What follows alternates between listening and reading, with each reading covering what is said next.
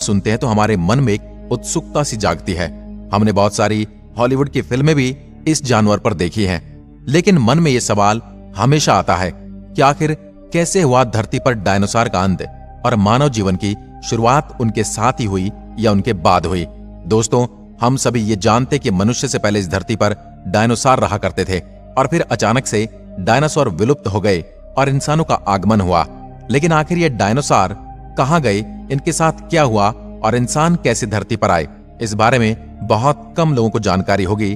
तो चलिए आज का वीडियो शुरू करते हैं एक और रोमांचक और महत्वपूर्ण जानकारी के साथ। जैसा कि पिछली वीडियो में हमने डायनासोर की उत्पत्ति के बारे में आपको बताया था, इन डायनासोर में कुछ शाकाहारी थे तो कुछ मांसाहारी, और इन्होंने हमारी धरती पर 14 करोड़ सालों तक राज किया। और इसके बाद इनके साथ जो हुआ वो सच में हैरान करने वाला था। धरती पर डायनासोर के आखिरी दिन में क्या हुआ था, ये जानने के लिए आपको आज से 6 करोड़ 50 लाख साल पीछे जाना होगा। आज से 6.5 करोड़ साल पहले धरती का मौसम सामान्य था और यहाँ हर रोज की तरह ही सूरज की किरणें फैली हुई थी। चारों तरफ डायनासोर की आवाजें सुनाई दे रही थी। डायनासोर जब धरती पर राज कर रहे थे तब 10 करोड़ साल पहले की उनकी किस्मत लिखी जा चुकी थी, और वो दिन था जब अंतरिक्ष का एक छोटा एस्ट्रॉयड का टुकड़ा धरती की तरफ बढ़ता हुआ आ रहा था, और ये टुकड़ा मंगल और बृहस्पति के बीच बने क्षुद्र ग्रह बेल्ट में घूम रहे एक बड़े एस्ट्रॉयड से जा टकराया। टकराव के बाद एस्ट्रॉयड की दिशा बदल गई और वह क्षुद्र ग्रह बेल्ट से निकलकर पृथ्वी की तरफ बढ़ने लगा। एस्ट्रॉयड चांद के पास से गुजरता हुआ पृथ्वी की तरफ बढ़ता ही जा रहा था। अगर ये उस दिन चांद से टकरा जाता तो शायद डायनासोर का अंत नहीं होता, लेकिन नियति को कुछ और ही मंजूर था। इसलिए तो चांद के इतने पास होने के बावजूद भी एस्ट्रॉयड टकराए बिना धरती की तरफ बढ़ने लगा।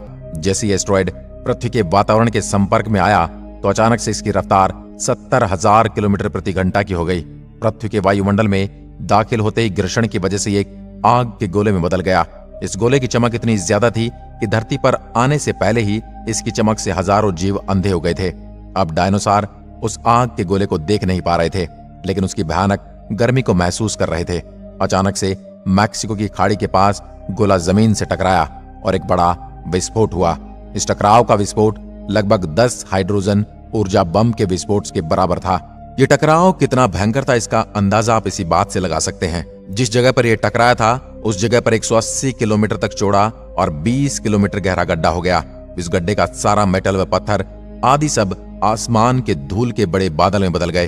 अब धरती पर भूकंप तरंगे उठने लगी, जिन्होंने समुद्र में विशालकाय लहरों का निर्माण किया। भूकंपीय तरंगों ने सभी सक्रिय ज्वालामुखी को दहला दिया और जगह जगह डायनासोर का विनाश शुरू हो गया।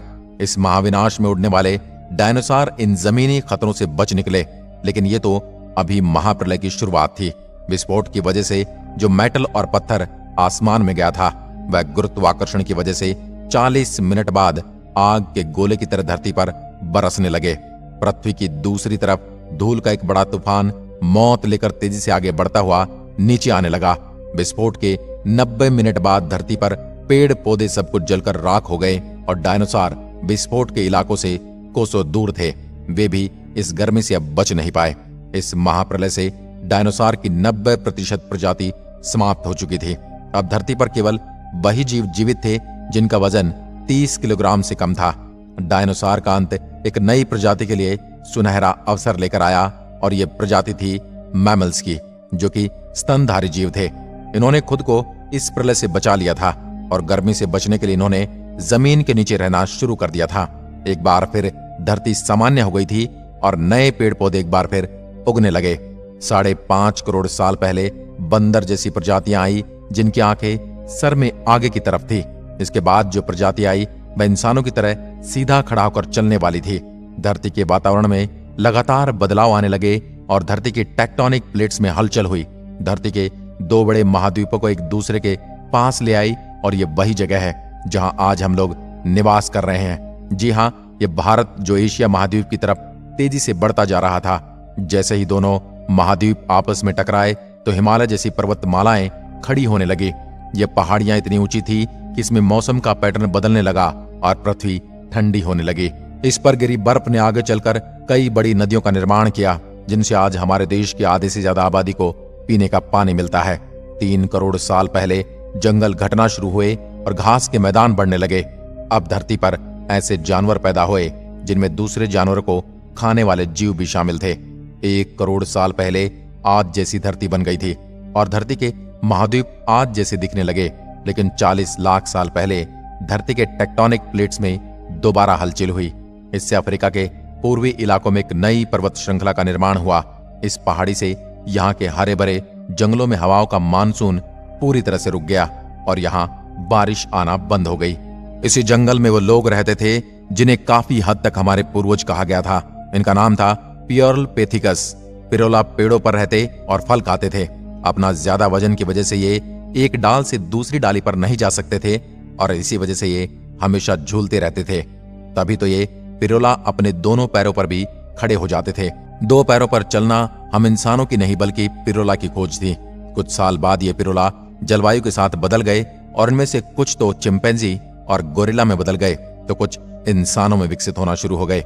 बारिश न होने की वजह से पूरे जंगल सूख गए और पिरोला को खाना ढूंढने के लिए पेड़ों से उतरकर जमीन पर आना पड़ा। इनकी लंबाई 4 फीट थी और यह हमारे वंश के सबसे पहले सीधे चलने वाले जीव थे। समय के साथ साथ विकास की प्रक्रिया भी चलती रही और हमारे पूर्वज धीरे धीरे विकसित होने लगे।